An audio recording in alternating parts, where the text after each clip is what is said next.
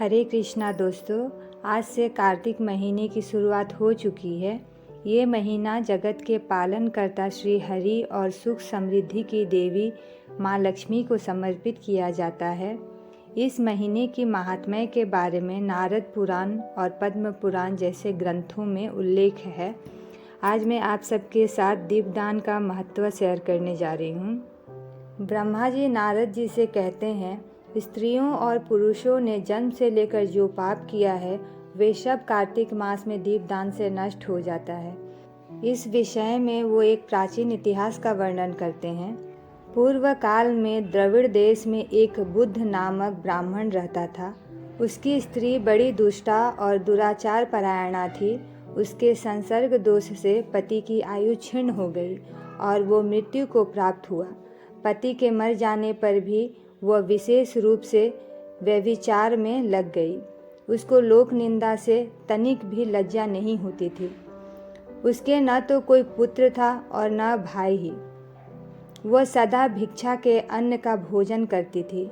अपने हाथ से बनाए हुए शुद्ध और स्वल्प अन्न को कभी न खाकर मांग कर लाए हुए बासी अन्न को ही खाती थी। दूसरे के घर रसोई बनाया करती और तीर्थ यात्रा आदि से दूर रहती थी। उसने कभी कथा भी नहीं सुनी थी। एक दिन तीर्थ यात्रा में लगा हुआ कोई विद्वान ब्राह्मण उसके घर पर आया। उसका नाम कुत्स था। उसको व्यभिचार में आसक्त देखकर उस ब्रह्म ऋषि श्रेष्ठ कुत्स ने कहा, ओ मूढ़ नारी, तू मेरी बात को ध्यान देकर सुन। पृथ्वी आदि 5 भूतों से बने हुए और पीप एवं रक्त से भरे हुए इस शरीर को, जो केवल दुख का ही कारण है, तू क्यों पोसती है? अरे, ये देह पानी के बुलबुले के समान है। एक दिन इसका नाश होना निश्चित है।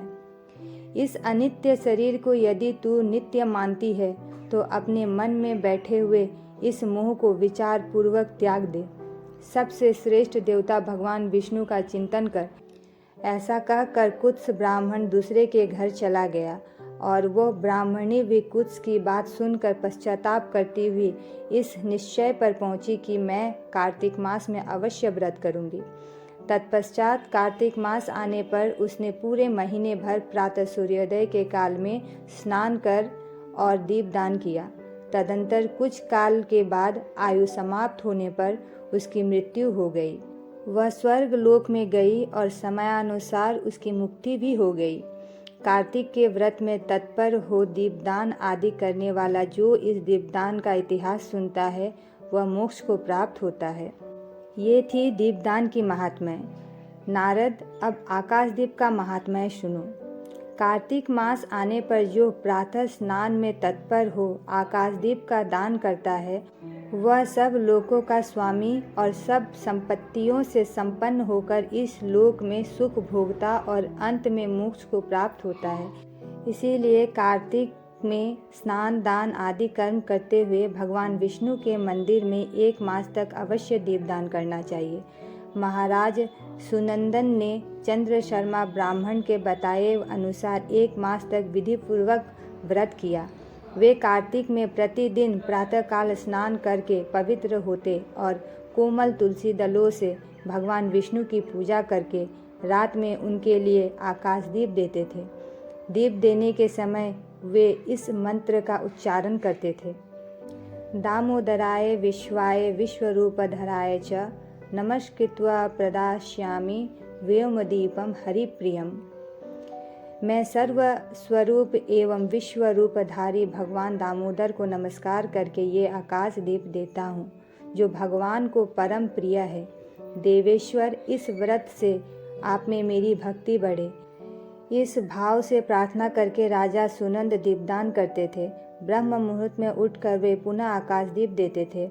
उनका प्रातः काल स्नान और भगवान विष्णु की पूजा का क्रम नियम पूर्वक चलता रहा। मास की समाप्ति पर उन्होंने व्रत का उद्यापन करके आकाशदीप के नियम को भी समाप्त किया और ब्राह्मणों को भोजन कराकर इस विष्णु व्रत की पूर्ति की। इस पुण्य के प्रभाव से राजा ने इस लोक में स्त्री पुत्र पौत्र और स्वजनों के साथ लाख वर्षों तक पार्थिव भोगों का उपभोग किया और अंत में स्त्रियों सहित सुंदर विमान पर आरूढ़ हो 4 भुजाधारी शंख चक्र गदा आदि आयुधों से सुशोभित पीताम्बरधारी विष्णु का दिव्य शरीर पाकर मोक्ष का आश्रय लिया।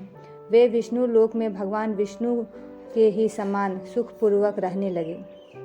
अतः कार्तिक मास में दुर्लभ मनुष्य जन्म को पाकर भगवान विष्णु को प्रिय लगने वाले आकाशदीप का विधि पूर्वक दान देना चाहिए। जो संसार में भगवान विष्णु की प्रसन्नता के लिए आकाशदीप देते हैं वे सभी अत्यंत क्रूर मुख वाले यमराज का दर्शन नहीं करते। ये थी दीपदान और आकाश दीपदान की महिमा। और अगर आप सब भी अभी तक दीपदान नहीं कर रहे हैं तो ज़रूर कीजिए। फिर मिलते हैं अगले वीडियो में, तब तक के लिए हरे कृष्णा।